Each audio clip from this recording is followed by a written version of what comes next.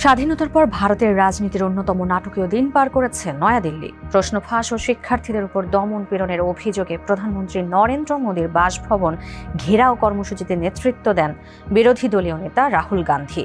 তবে কয়েক ঘণ্টা পর বিক্ষোভ ছত্রভঙ্গ করে তাকে, প্রিয়াঙ্কা গান্ধী সহ কংগ্রেসের বেশ কয়েকজন নেতাকে আটক করে পুলিশ।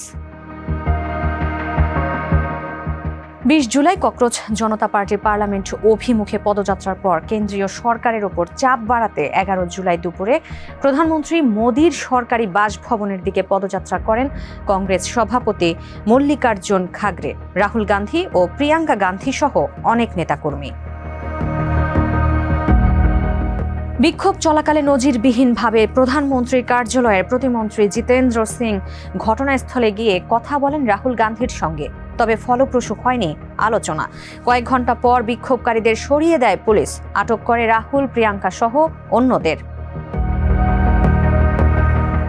এনডিটিভির খবরে বলা হয়, বিক্ষোভের সময় রাহুল গান্ধী সড়কে বসে অবস্থান নিলে তাকে ঘিরে রাখেন অন্তত ১০ জন পুলিশ সদস্য।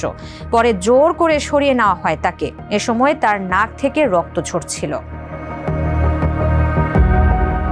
পুলিশি অভিযানের পর মাটিতে শুয়ে থাকা অবস্থায় সাংবাদিকদের রাহুল গান্ধী বলেন, এই মুহূর্তে ভারতে গণতন্ত্র কি অবস্থায় আছে সেটাই আপনারা দেখছেন।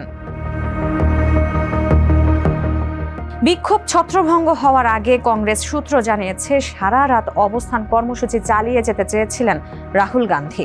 সাধারণ মানুষকেও প্রধানমন্ত্রীর বাসভবনের সামনে বিক্ষোভে যোগ দেওয়ার আহ্বান জানিয়েছিলেন তিনি। সামাজিক মাধ্যমে দেওয়া এক পোস্টে রাহুল বলেন, শিক্ষার্থীদের উপর হামলা মানে ভারতের প্রতিটি পরিবারের উপর হামলা। প্রধানমন্ত্রী মোদী মনে করেন কোনো জবাবদিহি ছাড়াই তিনি পার পেয়ে যাবেন, কিন্তু এবার তা হবে না। যারা বিশ্বাস করেন শিক্ষার্থীরা ন্যায় বিচার পাওয়ার যোগ্য, তারা আমাদের সঙ্গে অবস্থান কর্মসূচিতে যোগ দিন। শিক্ষার্থীদের কণ্ঠস্বর উপেক্ষা করা যাবে না।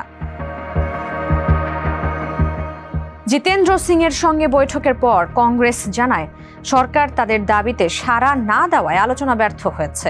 কংগ্রেস সাংসদ সৈয়দ নাসির হোসেন জানান, শিক্ষামন্ত্রী ধর্মেন্দ্র প্রধানের পদত্যাগ এবং প্রশ্ন ফাঁস ইস্যুতে পার্লামেন্টে আলোচনাই তাদের মূল দাবি। আগামীতে আরও সাংসদ, দলীয় নেতাকর্মী ও সাধারণ মানুষ এই আন্দোলনে যোগ দেবেন বলেও দাবি করেন তিনি।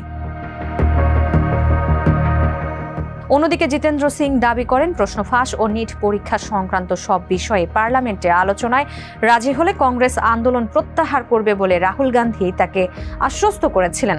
কিন্তু পরে তিনি শিক্ষামন্ত্রীর পদত্যাগের দাবিও যুক্ত করেন। জিতেন্দ্র সিং এর ভাষ্য অনুযায়ী, আগে কেবল পার্লামেন্টে আলোচনার দাবি থাকলেও পরে রাহুল জানান তার দাবি এখন দুটি, পার্লামেন্টে আলোচনা এবং শিক্ষামন্ত্রীর পদত্যাগ।